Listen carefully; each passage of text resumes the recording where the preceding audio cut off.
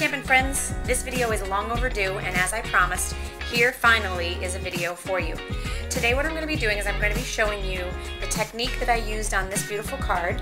Okay, I know it's probably hard for you to see it on that video, but I'll give you a close-up in a little while.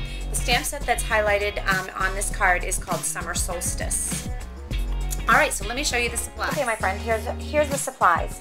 We are going to be using the stamp set called Summer Solstice. It can be found in the Idea Book and Catalog in the All Natural section.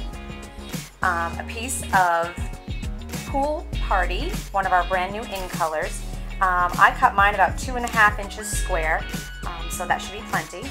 We're going to be using a C clear acrylic block because I'm using clear mount stamps. Our embossing buddy. Along with our embossing buddy comes the Stampin' Up! Heat tool, embossing powder tray.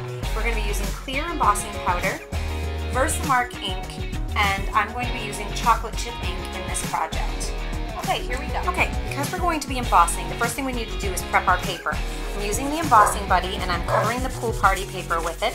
This helps so that when we actually dump the embossing powder on there, that it only sticks to the stamped image and not to the paper around it. In this case, it won't really matter much because we're going to be cutting the image out, but we just want to be sure. The next step is to take your image and you want to ink it up really, really well in Versamark ink. You want to make sure when you look at this under the light, you've got a nice shiny coating. This has a lot of fine lines and you want to make sure that it's coated really well.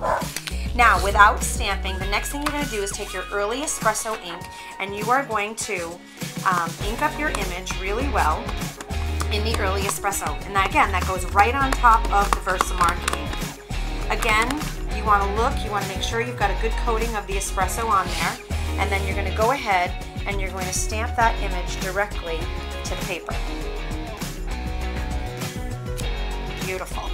So as you can see, the brown or the early espresso has come through very nicely. Okay, we're ready for the next step. While the image is still wet, you want to be sure to then take your clear embossing powder, dump it all over your image, make sure it's coated well, flick off your excess, and now you should have a little haze of white powder, which actually is not white, it's clear. We're then going to take our Stampin' Up! Heat tool, which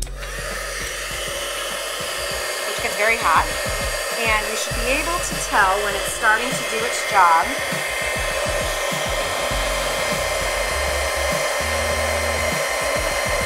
The image is starting to come to life.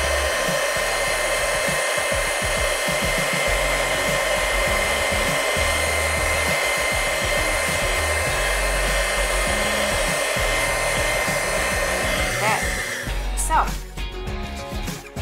here we have it.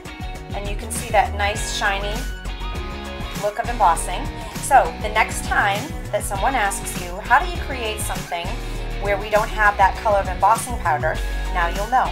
All you need is Versamark ink.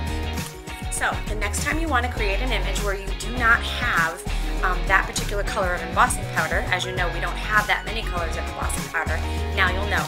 You need Versamark ink. You need whatever color that you want your embossed image to come out. In my case, I used early espresso and a Stampin' Up! Heat tool, and you are all set to go. Thanks so much for watching, and we'll see you on our next episode.